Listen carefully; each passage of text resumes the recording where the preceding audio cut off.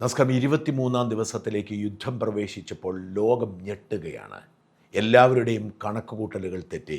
അമേരിക്കയുടെയും ഇസ്രായേലിൻ്റെയും ഇൻ്റലിജൻസ് സംവിധാനങ്ങൾ കണക്കുകൂട്ടിയതിനപ്പുറത്തേക്കുള്ള കപ്പാസിറ്റി ഇറാനുണ്ടെന്ന് ബോധ്യമായിരിക്കുന്നു. തലയൂരാൻ കഴിയാത്ത അവസ്ഥയിലേക്ക് ലോകം മാറുന്നു. നിരന്തരമായി ഇസ്രായേൽ ടെഹ്റാനിലും മറ്റ് നഗരങ്ങളിലും ആക്രമിക്കുന്നത് പ്രതിരോധിക്കാൻ ഇറാന് കഴിയുന്നില്ല. ഇറാൻ വലിയ തോതിൽ നാശനഷ്ടം സംഭവിക്കുന്നു എന്നത് വാസ്തവമാണെങ്കിലും ഇറാൻ്റെ ചെറുത്തുനിൽപ്പിൽ അത്ഭുതപ്പെടുകയാണ് അമേരിക്കയും ഇസ്രായേലും അടക്കം ലോകരാഷ്ട്രങ്ങൾ. ഇത്രയും ദിവസമായിട്ടും ഇറാൻ ചെറുത്തുനിൽപ്പ് അവസാനിപ്പിച്ചിട്ടില്ല എന്ന് മാത്രമല്ല, സകലരെയും ഞെട്ടിച്ചുകൊണ്ട് ഇറാൻ മുന്നേറ്റം നടത്തുന്നു എന്നത് ആർക്കും മറച്ചുവെക്കാൻ കഴിയുന്നതല്ല. അതിലേറ്റവും ആശങ്കപ്പെടുത്തിയത് രണ്ട് കാര്യങ്ങളാണ്. ഒന്ന്, ഇസ്രായേലിൻ്റെ 2 സിറ്റികളിലേക്ക് ഇറാൻ ബാലിസ്റ്റിക് മിസൈൽ വിജയകരമായി വീഴ്ത്തി. ഏതാണ്ട് 90ഓളം പേർക്ക് പരിക്കേറ്റിട്ടുണ്ട് എന്ന് ഇസ്രായേലിന് സ്ഥിരീകരിക്കേണ്ടി വന്നു. മരണത്തെക്കുറിച്ച് ഇസ്രായേൽ ഒന്നും പറഞ്ഞിട്ടില്ല. പക്ഷേ റെസിഡൻഷ്യൽ ഏരിയയിൽ ഇറാൻ്റെ ബാലിസ്റ്റിക് മിസൈൽ വീഴുന്നതിൻ്റെ ദൃശ്യങ്ങൾ പുറത്തു വരുമ്പോൾ വലിയ നാശനഷ്ടങ്ങളുടെ ചിത്രങ്ങൾ പുറത്തു വരുന്നുണ്ട്. സൈറൻ കേൾക്കുമ്പോൾ തന്നെ അണ്ടർഗ്രൗണ്ടിലേക്ക് പോകാൻ ആളുകൾക്ക് കഴിയും എന്ന സാഹചര്യമുണ്ട്. അത്തരമൊരു സാഹചര്യം ഉണ്ടായിട്ടുകൂടി ഏതാണ്ട് 90 പേർക്ക് പരിക്കേറ്റു എന്ന് പറയുമ്പോൾ സ്വാഭാവികമായും ആക്രമണം അതിശക്തമാവും. വലിയ തോതിൽ കെട്ടിടങ്ങൾ, സ്ഥാപനങ്ങൾ തച്ചുടയ്ക്കപ്പെട്ടിട്ടുണ്ട്. മരണത്തെക്കുറിച്ച് ഒരു സ്ഥിരീകരണവുമില്ല. ആരാഡ്, ഡിമോണ എന്നീ 2 സിറ്റികളിലാണ് ഈ വ്യോമാക്രമണം നടന്നത്. ഇതിൽ ഡിമോണയിൽ ഈ മിസൈൽ പതിച്ചതിൻ്റെ കേവലം 13 കിലോമീറ്റർ മാത്രം അകലെയാണ് ഇസ്രായേലിൻ്റെ ആണവ കേന്ദ്രം. ഇസ്രായേൽ ഒരു അണുശക്തി രാഷ്ട്രമായി ഇതുവരെ സമ്മതിച്ചിട്ടില്ല. അല്ലെന്നും പറഞ്ഞിട്ടില്ല, ആണെന്നും പറഞ്ഞിട്ടില്ല. എന്നാൽ 1966 മുതൽ ഇസ്രായേലിന് ആണവശക്തി ഉണ്ടെന്നും ഏറ്റവും പ്രബലമായ അണുരാഷ്ട്രമാണ് ഇസ്രായേൽ എന്നുമാണ് വിലയിരുത്തപ്പെടുന്നത്. നെഗവ് മരുഭൂമിയിലെ Shimon Perez nuclear research centre അതൊരു അണുവോർജ ഗവേഷണ കേന്ദ്രമാണെന്നാണ് ഇസ്രായേൽ പറയുന്നത്. എന്നാൽ അതാണ് ഇസ്രായേലിൻ്റെ ആണവ കേന്ദ്രമെന്നും ഇസ്രായേൽ അണുവായുധങ്ങളൊക്കെ ഈ മരുഭൂമിയിലെ റിസർച്ച് സെൻറ്ററിനോട് ചേർന്നാണ് സൂക്ഷിച്ചിരിക്കുന്നത് എന്നുമാണ് റിപ്പോർട്ട്. വളരെ സുരക്ഷിതമായിട്ടായിരിക്കും സൂക്ഷിച്ചിരിക്കുന്നത്. പക്ഷേ ഈ ആണവ കേന്ദ്രത്തിൻ്റെ 13 കിലോമീറ്റർ അടുത്തുള്ള ഡിമോണ നഗരത്തിൽ ഇറാൻ്റെ ബാലിസ്റ്റിക് മിസൈൽ വന്ന് പൊട്ടി. അതായത് അയൺ ഡോം അടക്കമുള്ള എല്ലാ വ്യോമ പ്രതിരോധ സംവിധാനങ്ങളെയും തകർത്ത് പൊട്ടി. 90ഓളം പേർക്ക് പരിക്കേറ്റു എന്നത് ആശങ്കപ്പെടുത്തുന്നതും ഭയപ്പെടുത്തുന്നതുമായ സംഗതിയാണ്. എന്ന് വെച്ചാൽ ഇസ്രായേലിൻ്റെ ഏത് സ്ഥലത്തും ഇറാൻ ഇപ്പോഴും ഈ 23-ാമത്തെ ദിവസവും ബാലിസ്റ്റിക് മിസൈലുകൾ അയക്കാൻ കഴിയുന്നു എന്നർത്ഥം. ഇറാൻ്റെ എല്ലാ ആയുധശേഷിയും ഇല്ലാതാക്കിയെന്നായിരുന്നു ട്രംപ് അവകാശപ്പെട്ടിരുന്നത്. എന്നാൽ ഒരു ദിവസവും അവർ അവസാനിപ്പിച്ചിട്ടില്ല. തൊട്ട അയൽ രാജ്യങ്ങളായ UAE-യിലേക്കും ഖത്തറിലേക്കും ബഹ്റിനിലേക്കും കുവൈറ്റിലേക്കും സൗദിയിലേക്കുമൊക്കെ ഇപ്പോഴും മിസൈലുകളും ഡ്രോണുകളും പായിച്ചുകൊണ്ടിരിക്കുന്നു. അവയെ പ്രതിരോധിക്കാൻ ഈ രാജ്യങ്ങൾക്ക് കഴിയുന്നുണ്ട് എങ്കിലും അവ നാശനഷ്ടങ്ങൾ ഉണ്ടാക്കുന്നത് പുറത്തറിയുന്നില്ല എന്ന് മാത്രം. എന്ന് വെച്ചാൽ ഇറാൻ്റെ ആയുധശേഷിക്ക്, മിസൈൽ ശേഷിക്ക് ഒരു തരത്തിൽ കോട്ടവും പറ്റിയിട്ടില്ല എന്നത് ഭയപ്പെടുത്തുന്നതാണ്. ഇതിനേക്കാൾ ആശയക്കുഴപ്പമുണ്ടാക്കിയതും ഭയമുണ്ടാക്കിയതും ആശങ്കയുണ്ടാക്കിയതും ഷാവോസ് ഐലൻഡിലെ ഡിയാഗോ ഗാർഷ്യ എന്ന അമേരിക്കയുടെയും ബ്രിട്ടൻ്റെയും സംയുക്ത ഉടമസ്ഥാവകാശത്തിലുള്ള സൈനിക താവളത്തിൽ മിസൈൽ വീണു എന്നതാണ്. ഡിയാഗോ ഗാർഷ്യ 2380 മൈൽ അകലെയാണ്. 2380 എന്ന് പറഞ്ഞാൽ ഏതാണ്ട് 4000 കിലോമീറ്റർ ദൂരമുണ്ട് ഇറാനിൽ നിന്നും. ഈ 2380 മൈൽ ദൂരെയുള്ള ബ്രിട്ടൻ്റെയും അമേരിക്കയുടെയും സംയുക്ത സൈനിക താവളം ആക്രമിക്കപ്പെട്ടു. അത് പ്രതിരോധിച്ചു എന്നതല്ല, ഏതാണ്ട് 1000 മൈൽ മാത്രം അകലെയുള്ള ബ്രിട്ടൻ്റെ സൈപ്രസിലുള്ള സൈനിക കേന്ദ്രം നേരത്തെ ആക്രമിച്ചിരുന്നു. ഇപ്പോഴിതാ ഡിയാഗോ ഗാർഷ്യയിലെ അമേരിക്കയുടെയും ബ്രിട്ടൻ്റെയും സംയുക്ത ഉടമസ്ഥാവകാശത്തിലുള്ള സൈനിക കേന്ദ്രവും ആക്രമിക്കപ്പെട്ടിരിക്കുന്നു. ഇത് വലിയ ഭയമാണ് സൃഷ്ടിച്ചിരിക്കുന്നത്. ഞാനിന്ന് ബ്രിട്ടനിലെ വാർത്തകൾ എടുത്തു നോക്കിയായിരുന്നു. ബ്രിട്ടന് വലിയ ആഭ്യന്തര കലഹം തന്നെ രൂപപ്പെടുന്ന സാഹചര്യമുണ്ടായിരിക്കുന്നു. ബ്രിട്ടീഷ് പ്രതിപക്ഷ നേതാവ് കെമി ബാർഡനോക്ക് സർക്കാരിനെതിരെ രംഗത്ത് വന്നു.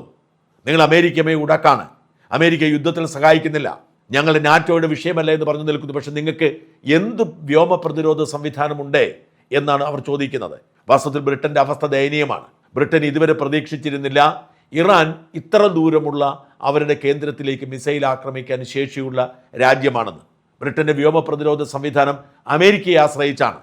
അമേരിക്കയും ഇസ്രായേലും യുദ്ധത്തിനിറങ്ങിയപ്പോൾ ബ്രിട്ടൻ വിട്ടുനിൽക്കുകയായിരുന്നു. ഈ സാഹചര്യത്തിൽ ഏതു നിമിഷവും ബ്രിട്ടൻ പോലും ആക്രമിക്കപ്പെട്ടേക്കാം എന്ന ആശങ്ക രൂപപ്പെട്ടിട്ടുണ്ട്. ബ്രിട്ടൻ മാത്രമല്ല, ജർമ്മനിയും ഫ്രാൻസും ആശങ്കയിലാണ്. കാരണം 2380 മൈൽ ദൂരമുള്ള ഷാവോസ് ദ്വീപിൽ ഈ മിസൈൽ എത്തിയെങ്കിൽ അതിനേക്കാൾ അല്പം കൂടി മാത്രമേ പാരീസിനും ബെർലിനും ലണ്ടനുമൊക്കെ അകലമുള്ളൂ. Paris 2609 മൈലും London 2750 മൈലുമാണ്. എന്ന് വെച്ചാൽ ഇറാൻ അവകാശപ്പെടുന്നത് പോലെ 3000 മൈൽ എങ്കിലും അവർക്ക് ദൂരപരിധി ഉണ്ടെങ്കിൽ തീർച്ചയായും ലണ്ടനിലും പാരീസിലും ബെർലിനിലും എന്തിനേറെ യൂറോപ്പിലെ ഒട്ടുമിക്ക നഗരങ്ങളിലും ഇവർക്ക് ആക്രമിക്കാൻ കഴിയും. യാതൊരു വ്യോമ പ്രതിരോധ സംവിധാനവും ഇല്ല എന്നാണ് റിപ്പോർട്ടുകൾ. അമേരിക്ക ആശ്രയിച്ച് മാത്രമാണ് ഈ രാജ്യങ്ങൾ മുമ്പോട്ട് പോകുന്നത്. അതുകൊണ്ട് തന്നെ ഈ രാജ്യങ്ങൾ പാനിക്കായി. എണ്ണ അടക്കമുള്ള പ്രതിസന്ധി ഒരു വശത്ത്, മറുവശത്താണ് ഇറാന്റെ മിസൈലുകളുടെ ദൂരപരിധിയിൽ തന്നെയാണ് യൂറോപ്യൻ രാജ്യങ്ങൾ, യൂറോപ്യൻ നഗരങ്ങൾ എന്ന് വ്യക്തമാക്കിയിരിക്കുന്നത്. വളരെ വ്യക്തമായി തന്നെ യൂറോപ്പിനോട് ഇറാൻ പറഞ്ഞു കഴിഞ്ഞു, നിങ്ങൾക്ക് ആർക്കും ഇമ്മ്യൂണിറ്റി ഇല്ല, ഞങ്ങളെ ആക്രമിക്കാൻ, തകർക്കാൻ ശ്രമിച്ചാൽ നിങ്ങളെയും ഞങ്ങൾ ആക്രമിക്കുമെന്ന് പറഞ്ഞു. ആ വാക്ക് അവർക്ക് സാധിക്കും എന്ന് തെളിഞ്ഞിരിക്കുകയാണ് ഷാവോസ് ദ്വീപിലെ ആക്രമണത്തിലൂടെ. അതുകൊണ്ട് ആശങ്ക ശക്തിപ്പെടുന്നുണ്ട്. ഇറാനെ വില കുറച്ച് കണ്ടത് വെറുതെയായി പോയി. ഇറാനെ 2-3 ദിവസം കൊണ്ട് ചുരുട്ടിക്കൂട്ടാം എന്ന കണക്കുകൂട്ടൽ തെറ്റിപ്പോയി എന്ന് മനസ്സിലാക്കുന്നുണ്ട്. ട്രംപ് അങ്ങോട്ടും ഇങ്ങോട്ടും മാറി മാറി അഭിപ്രായം പറയുന്നു. ഇതൊക്കെ ഇന്ന് ഈ രാത്രിയിൽ ഇന്ന് വെളുപ്പിനുമേ സംഭവിച്ചതാണ്. അപ്പോൾ ട്രംപ് വലിയൊരു മുന്നറിയിപ്പുമായി രംഗത്ത് വന്നു. ഈ 48 മണിക്കൂറിനകം, അതായത് 24-ാം തീയതിക്കകം ഉടനടി ഹോർമൂസ് കടലിടുക്ക് തുറന്നു കൊടുത്തില്ലെങ്കിൽ, കാരണം ഹോർമൂസ് കടലിടുക്ക് അടച്ചിട്ടിരിക്കുന്നത് കൊണ്ട് എണ്ണവില കുതിച്ചു കയറുകയാണ്. ആർക്കും നിയന്ത്രിക്കാൻ കഴിയാത്ത വിധത്തിലേക്ക് പോകുന്നു. ബാരലിന് $200 ആകുമെന്നാണ് കണക്കാക്കപ്പെടുന്നത്. ഉത്പാദനം ഏതാണ്ട് നിർത്തി. ഞാൻ ഇന്നും രാവിലെ പള്ളിയിൽ പോയപ്പോൾ പള്ളിയിൽ ഞങ്ങൾ നടത്തുന്ന സൺഡേ സ്കൂളുമായി ബന്ധപ്പെട്ട ഒരു പരിപാടിയുണ്ട്. ആ പരിപാടിയിൽ പള്ളിയിൽ വിളിച്ചു പറഞ്ഞ് അഭിനന്ദിച്ചത് ആ പരിപാടിക്ക് ഗ്യാസ് സപ്ലൈ ചെയ്ത ആൾക്കാണ്. നോക്കൂ, പണം കൊടുത്തവരേക്കാൾ പ്രാധാന്യം ഗ്യാസ് സപ്ലൈ ചെയ്തവർക്ക് വരികയാണ്. നമ്മുടെ കൊച്ചു കേരളത്തിലാണ്. ഇന്ന് രാവിലെ ഞാൻ കേട്ട കഥയാണ് പറഞ്ഞത്. ഇത്തരത്തിൽ പാചകവാദം, ഞാൻ ഈ 2 ദിവസം വലിയ യാത്രയിലായിരുന്നു. മിനിഞ്ഞാന്ന് മുതൽ ഞാൻ 2 ദിവസം യാത്രയിലായിരുന്നു. ഒരുപാട് സ്ഥലങ്ങളിൽ പോയി, ഒരുപാട് ജില്ലകളിൽ പോയി. ഇവിടെയൊക്കെ ഹോട്ടലുകളിൽ ഭക്ഷണത്തിന് നിയന്ത്രണമായി. ഇപ്പോൾ ഇന്ത്യൻ കോഫി ഹൗസിൽ കയറിയപ്പോൾ ഊണില്ല. വളരെ ഗൗരവമേറിയ വിഷയത്തിലേക്ക് നമ്മുടെ കേരളത്തിൽ പോലും ഇത് മാറിയിരിക്കുകയാണ്. എന്നിട്ടാണ് അമേരിക്കൻ പ്രസിഡന്റ് കഴിഞ്ഞ ദിവസം പറഞ്ഞത്, ഞങ്ങളുമായിട്ടൊരു ബന്ധവുമില്ല, ഞങ്ങൾക്കതിൽ ഒന്നും ചെയ്യേണ്ടതില്ല, ഞങ്ങൾ ഞങ്ങളുടെ പണിക്ക് പോകും, ആരാണോ അത് ബാധിക്കുന്നത് അവർ കൈകാര്യം ചെയ്തോളാം. ഇന്ന് രാവിലെ ട്രംപ് പറയുന്നു 48 മണിക്കൂർ തരും, 48 മണിക്കൂറിനകം ഹോർമൂസ് കടലിടുക്ക് തുറന്നു കൊടുത്തില്ലെങ്കിൽ ഇറാന്റെ പവർ പ്ലാന്റുകൾ മുഴുവൻ ഞങ്ങൾ തകർക്കും, ഇറാന്റെ ഊർജ്ജം പകരുന്ന പവർ പ്ലാന്റുകൾ മുഴുവൻ ഞങ്ങൾ തകർക്കുമെന്ന് പറഞ്ഞിരിക്കുന്നു. വാസ്തവത്തിൽ യുദ്ധത്തിന്റെ മാന്യതയാണ് ഈ എണ്ണപ്പാടങ്ങളെ ആക്രമിക്കാതിരിക്കുക, പവർ പ്ലാന്റുകൾ ആക്രമിക്കാതിരിക്കുക. പവർ പ്ലാന്റ് ആക്രമിക്കപ്പെട്ടാൽ രാജ്യം ഇരുട്ടിലാവും, പട്ടിണി ഉണ്ടാവും, മരണമുണ്ടാവും. ഇറാനോട് പറഞ്ഞിരിക്കും 48 മണിക്കൂർ തരാം, ഈ 48 മണിക്കൂറിനകം നിങ്ങൾ ഹോർമൂസ് കടലിടുക്ക് സാധാരണഗതിക്കാക്കിയില്ലെങ്കിൽ ഞങ്ങൾ ഇറാന്റെ പവർ പ്ലാന്റുകൾ തകർക്കുമെന്ന് ട്രംപ് ഭീഷണിപ്പെടുത്തിയിട്ടുണ്ട്. ട്രംപ് ഓരോ ദിവസം ഓരോന്നാണ് ഇന്ന് പറഞ്ഞിരിക്കുന്നത്, നാളെ അത് മാറ്റി പറയാം. അതുകൊണ്ട് ട്രംപിന്റെ ഭീഷണി തൽക്കാലത്തേക്ക് വാചകമടിയാണെന്ന് അറിയില്ല, പക്ഷേ ഇറാൻ ഗൗനിക്കുന്നില്ല. ഇറാൻ പറയുന്നു, ഞങ്ങളുടെ പവർ പ്ലാന്റ് തകർത്താൽ യൂറോപ്യൻ രാജ്യങ്ങളുടെ എല്ലാ ഊർജ്ജ സ്രോതസ്സുകളും ഞങ്ങൾ തകർക്കുമെന്ന്. ഇതിനെ ഇറാൻ പറയുന്നതൊക്കെ ചെയ്യുന്നതാണ് ഇപ്പോഴത്തെ അനുഭവം.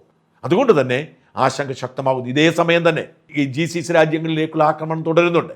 അവരെ ടാർഗറ്റ് ചെയ്യുന്നില്ല, അവരെ കൂടുതൽ ഉപദ്രവിക്കാൻ ആഗ്രഹിക്കുന്നില്ല. എന്നിട്ടുകൂടി അവർ അങ്ങോട്ട് മിസൈലുകളും ഡ്രോണുകളും അയക്കുന്നുണ്ട്.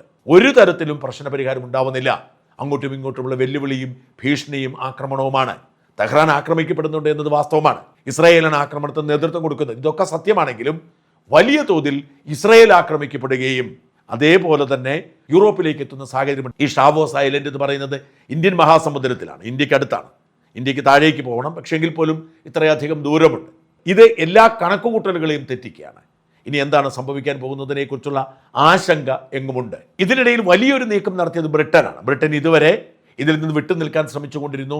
ഈ യുദ്ധം നിയമപരമല്ല എന്ന് പറഞ്ഞിരുന്നു. എന്നാൽ ബ്രിട്ടന്റെ ദൂരപരിധിയിലേക്ക് ഇറാൻ അവരുടെ ആക്രമണം വ്യാപിപ്പിച്ചതോടെ ബ്രിട്ടനും ഉറക്കം കളഞ്ഞ് എണീറ്റിട്ടുണ്ട്. ഓസ്ട്രേലിയയിലെ പെർത്തിൽ ഉണ്ടായിരുന്ന ബ്രിട്ടന്റെ ഒരു മുങ്ങിക്കപ്പൽ, ആണവവേധ മുങ്ങിക്കപ്പൽ, HMS ആൻസൺ എന്നാണ് പേര്. ഈ ആണവവേധ മുങ്ങിക്കപ്പൽ അറബിക്കടലിലെത്തി നങ്കൂരമിട്ടിട്ടുണ്ട്. ഈ മുങ്ങിക്കപ്പൽ കടലിൽ നിന്നും 1000 മൈൽ വരെ ദൂരപരിധിയിൽ ന്യൂക്ലിയർ ബോംബുകൾ ഇടാൻ ശേഷിയുള്ളതാണ്. ടോമഹാക്ക് ബ്ലോക്ക് 4 ലാൻഡ് അറ്റാക്ക് മിസൈലുകൾ ഘടിപ്പിച്ചിരിക്കുന്നു. ഈ മിസൈലുകളിൽ അണുബോംബുകൾ ഘടിപ്പിച്ചിട്ട് ആക്രമിക്കാനുള്ള ശേഷിയുണ്ട്. അതായത് അണുബോംബ് പോലും ഇപ്പോൾ ഇറാന്റെ തീരത്തേക്ക് അടുക്കുന്നു. എന്ന് വെച്ചാൽ ഇറാനെ ചെറുത്തു നിൽക്കാൻ കഴിയുന്നില്ല, യുദ്ധം അവസാനിപ്പിക്കാൻ കഴിയുന്നില്ല, ലോകം പ്രതിസന്ധിയിലേക്ക് പോകും, എണ്ണ പ്രതിസന്ധി രൂക്ഷമാകും. ഇത്തരമൊരു സാഹചര്യത്തിൽ എന്താണോ അമേരിക്ക 2ാം ലോകമഹായുദ്ധകാലത്ത് ജപ്പാനോട് ചെയ്തത്, അത്തരം ഒരു കടും കൈ ചെയ്തു പോലും യുദ്ധം അവസാനിപ്പിച്ചേക്കുമെന്ന് സൂചന, മുന്നറിയിപ്പ് കൊടുക്കാനാവാം ബ്രിട്ടൻ്റെ ആണവവേധ മുങ്ങിക്കപ്പൽ ഇപ്പോൾ അറബിക്കടലിലെത്തിയിരിക്കുന്നത്. എല്ലാം കൈവിട്ടു പോകുന്ന സാഹചര്യമാണ്. അണുബോംബ് പ്രയോഗിക്കേണ്ടി വന്നാൽ ലോകത്തിനുണ്ടാവുന്ന അവസ്ഥ നമുക്ക് ആലോചിക്കാവുന്നതാണ്. അത്തരമൊരു സാഹചര്യത്തിലേക്ക് കാര്യങ്ങൾ നീങ്ങുന്നു. നമ്മുടെയൊക്കെ ഓർമ്മയിൽ ഇത്തരമൊരു യുദ്ധ സാഹചര്യം രൂപപ്പെട്ടിട്ടില്ല. നമുക്കൊക്കെ ഓർമ്മയുള്ളത് ഇറാൻ ഇറാഖ് യുദ്ധവും കുവൈറ്റ് ഇറാഖ് യുദ്ധവും അഫ്ഗാനിസ്ഥാനിലെ ആക്രമണവും ഒക്കെയാണ്. ഇതൊക്കെ നൊടിയിടയിൽ തീർന്നതാണ്. പിന്നെ റഷ്യയും യുക്രൈനും തമ്മിലുള്ള യുദ്ധമാണ്, നമ്മളെ നേരിട്ട് ബാധിക്കുന്നതല്ല. ഇപ്പോൾ ഉണ്ടായിരിക്കുന്ന യുദ്ധം ലോകത്തെ മുഴുവൻ ബാധിക്കുന്നതാണ്. 23-ാം ദിവസത്തിലേക്ക് എത്തിയിരിക്കുന്നു. അണുവായുധങ്ങൾ പോലും പ്രവർത്തിക്കാൻ റെഡിയായി ഇപ്പോൾ അറബിക്കടലിൽ എത്തിയിരിക്കുന്നു. നമ്മുടെ ചുറ്റുമാന്ന് ഓർക്കണം, ഇന്ത്യൻ മഹാസമുദ്രത്തിൽ ഇന്ത്യയും കടന്നാണ് ഈ ഷാവോസ് ദ്വീപിലേക്ക് ആക്രമണം ഉണ്ടായത്. അറബിക്കടലിൽ ഇന്ത്യയുമായി അധിക ദൂരമില്ലാതെ തന്നെയാണ് ഇപ്പോൾ ബ്രിട്ടന്റെ അണ്വായുധ വേധ മുങ്ങിക്കപ്പലെത്തിയിരിക്കുന്നത്. എന്തായാലും ആശങ്കയുടെ ദിനങ്ങളാണ് ഇപ്പോൾ ബാക്കിയാവുന്നത്. പ്രതീക്ഷയുടെ വെള്ളി വെളിച്ചം ഒരിടത്തുമില്ല. നമുക്ക് പ്രാർത്ഥിക്കാം ലോകം സമാധാനത്തിലേക്ക് മടങ്ങി വരാൻ, എല്ലാ യുദ്ധവും അവസാനിക്കാൻ, എല്ലാ പ്രശ്നങ്ങളും പരിഹരിക്കാൻ നമുക്ക് പ്രാർത്ഥിക്കാം.